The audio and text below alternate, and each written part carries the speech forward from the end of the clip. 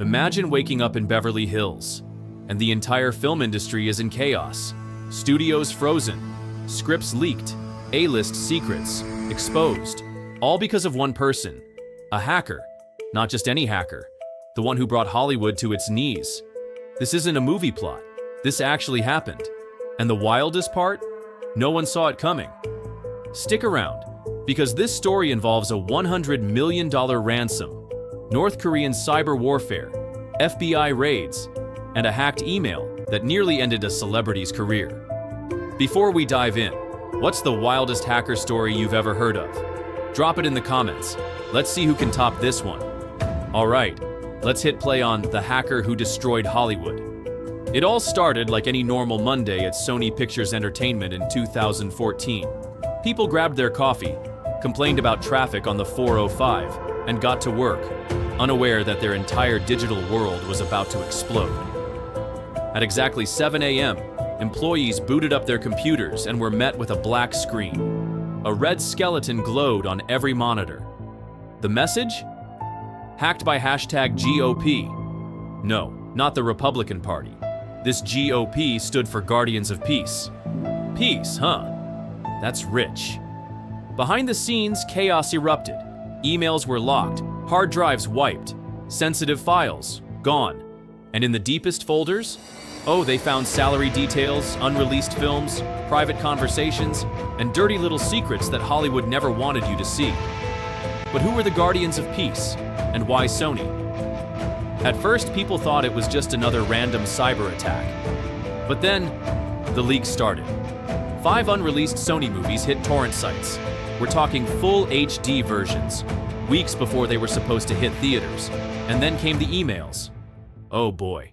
Executives trash-talking actors, discussions about casting based on race and appearance, and even jokes about then-President Obama that sparked national outrage. Hollywood got real quiet, real fast.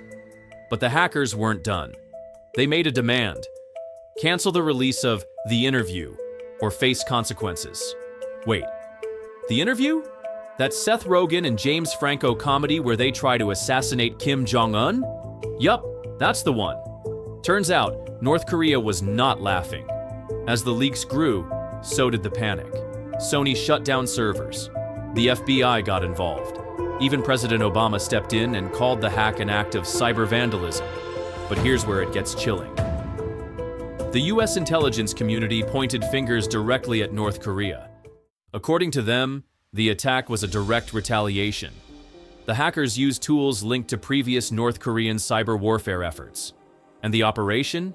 It had been planned for months. They called it a digital Pearl Harbor. And Sony? They were not prepared.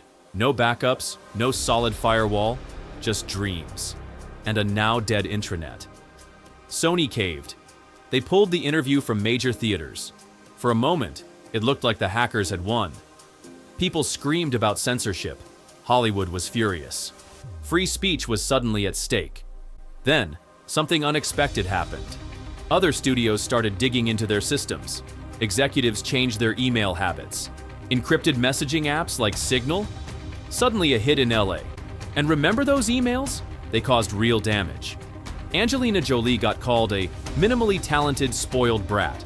Kevin Hart was accused of being money-hungry. Careers were shaken.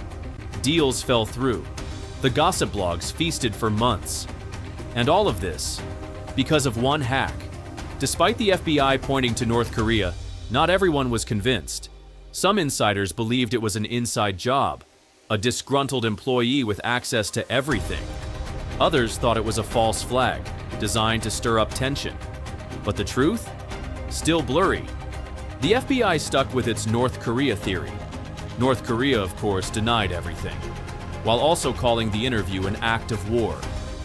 One thing's for sure, this wasn't just about a movie. It was a statement, a warning, and it worked.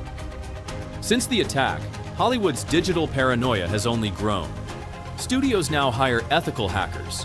Cybersecurity budgets have skyrocketed. Scripts are watermarked and monitored like national secrets. Actors get code names. Projects are shared on a need-to-know basis. And execs? Let's just say, they watch what they say in emails now. The hack didn't just expose secrets, it rewrote how an entire industry operates.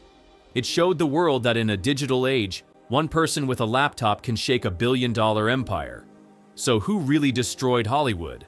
Was it North Korea, an angry Sony insider, or just the industry's own arrogance, thinking they were untouchable? Whoever it was, they proved that behind all the red carpets and flashing lights, Hollywood is just as vulnerable as anyone else. If you found this story wild, entertaining, or just straight up crazy, give it a like. And don't forget to subscribe for more true tales from the digital underworld.